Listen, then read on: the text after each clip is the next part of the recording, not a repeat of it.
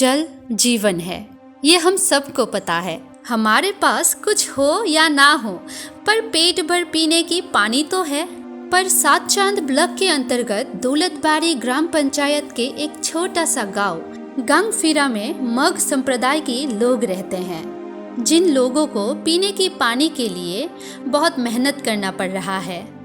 वहाँ कुल 42 परिवार है। कुल मिला के लोग 150 से 200 जन है। वहाँ के लोग सप्लाई पॉइंट से पानी पीते हैं, पर वहाँ पिछले 5-6 महीने से सप्लाई पॉइंट से पानी नहीं आ रही, जिस कारण गांव वालों को 2 किलोमीटर दूर दौलतबाड़ी पंचायत ऑफिस के पास से पानी लाना पड़ रहा है।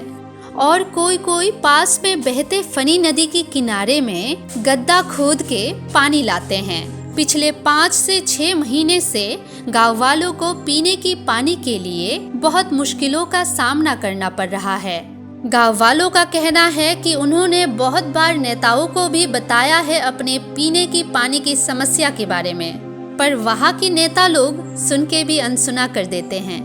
कोई जाते हैं हमने जल लेते जाए वहाँ ना जान जल लिया ওই তো রাজবাবু ছাপড়া तो कुछ दूर है भारत থেকে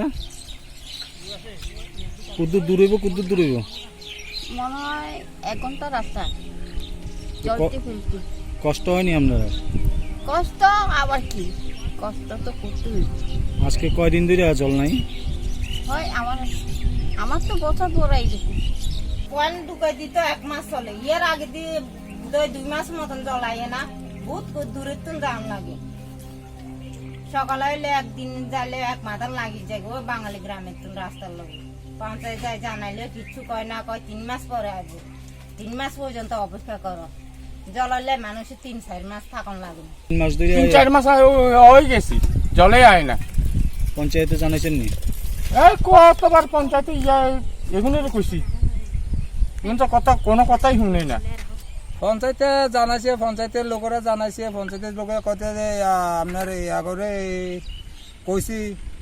আইয়ে না গেলে না কন্ট্রাক্টররা না আইলে কি করবো আজকে আইব কালকে আইব এই কথা গাড়ি করে জল দিতেছে না कोई गाड़ी घोड़ा चला आइते एखोनो।